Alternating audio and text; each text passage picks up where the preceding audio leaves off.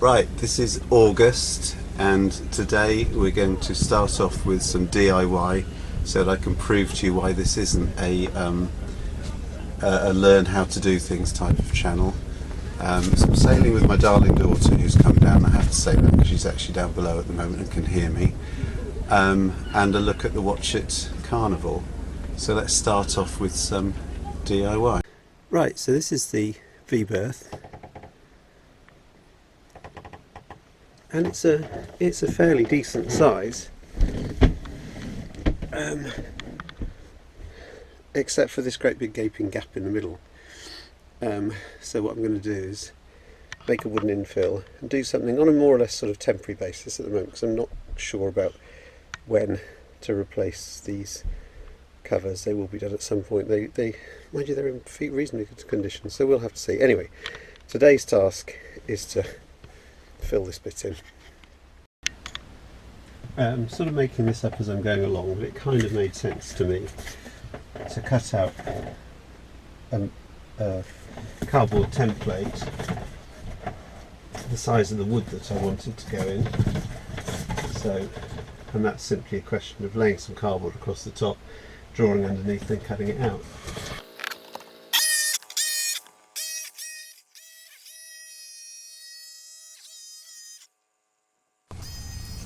So there's two things you need to do here. Firstly, and I've turned the sound down quite a lot, make sure you don't make too much noise to annoy the neighbours.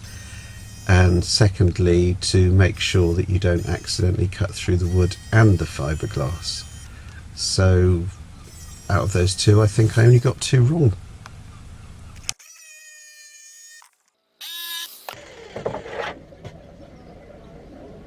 Sorry? Can't hear you because of all the noise. It's a nice noise though, isn't it? Sorry?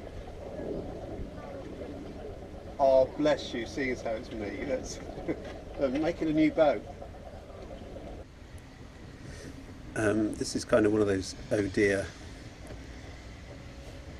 moments.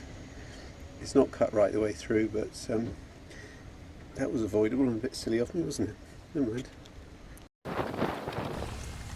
I had to buy a huge roll of foam because that's the only length it came in, but hopefully there'll be enough to do some deck cushions. And the way of cutting foam, as everybody knows, is with the ubiquitous electric carving knife, which is, I was going to say, a lot less dangerous than the saw thing I was using before, but it's quite straightforward anyway.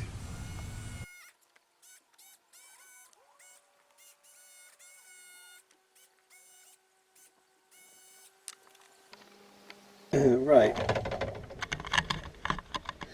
I'm going to fix these battens on. These are just temporary because I couldn't get any nice wood. See the basic unit screwed on there with another piece of wood the other side temporarily. So here it is. Let's say these are going to be replaced as soon as I can get some proper wood. And that literally slots in there. Cut that around there, but again I might change that. I might swap this door to go around the other side. And for the time being, I've literally just put some cloth over the top here, so it makes it into that space. That makes a difference actually. I've slept on that a couple of times. That does make a huge difference.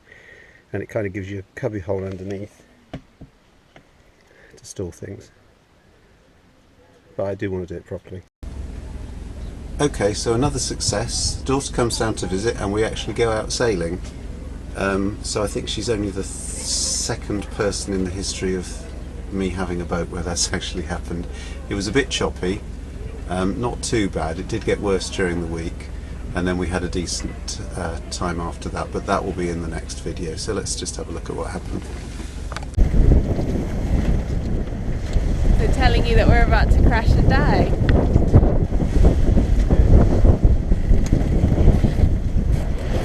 I aim exactly at it. That's when it starts to get uncomfortable.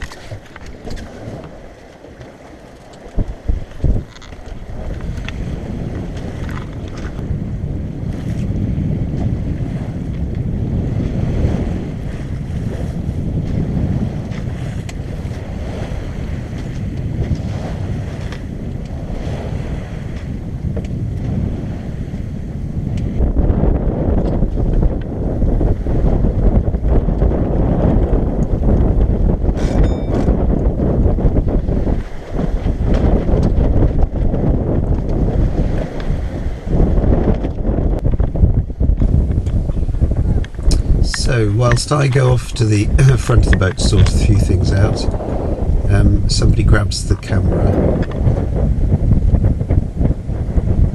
Classy. Somebody's got to do all the work.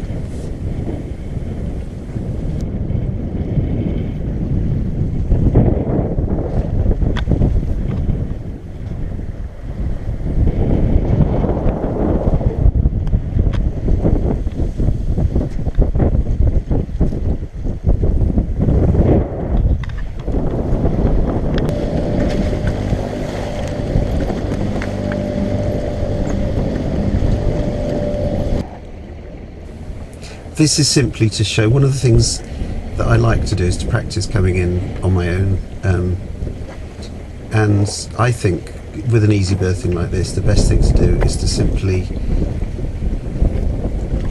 cleat on to the midpoint and the boat's not going anywhere, and then you can do the fore and aft lines afterwards, and it's very, very simple. I was told this ages ago and I've often done it, and I've seen people cleat on the at the front and then the boat swings out, but anyway, so there you can go and put the fore and aft lines on at your leisure.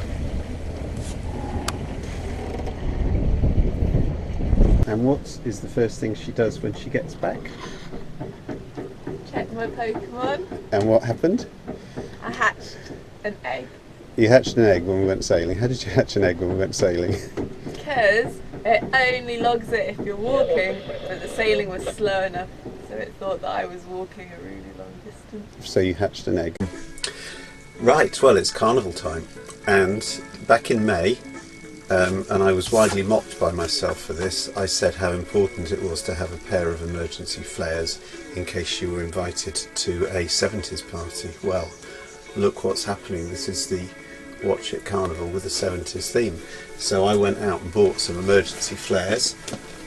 Here we go, and let's have a look at them, and then I shall try them on. Oh, that's no good. What good is that? I'm going to look so foolish. So I couldn't put my flares on, but I could bling Serenity up a little bit with some cheap bunting. And found out how difficult it is to actually film an aerobatic display. Of the 10 minutes, these are the 5 seconds where I actually had the plane in the frame at all.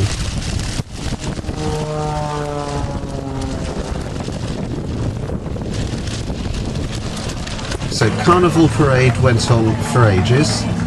No idea what this is. That's the biggest Dalmatian in town competition. And a giraffe that spookily sort of stopped and stared at me for a while.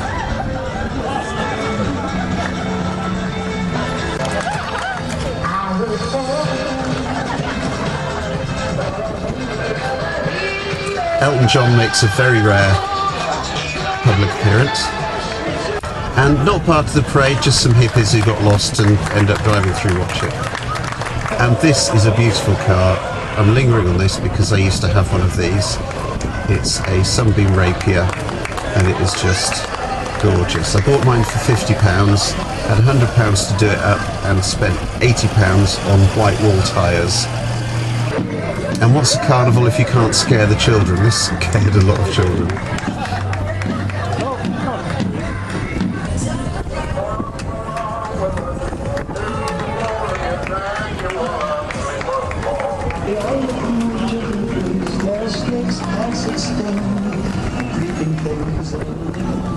Quintessentially English. And I've missed loads out because there were literally hundreds of people marching through town. So, but it finished off with this band.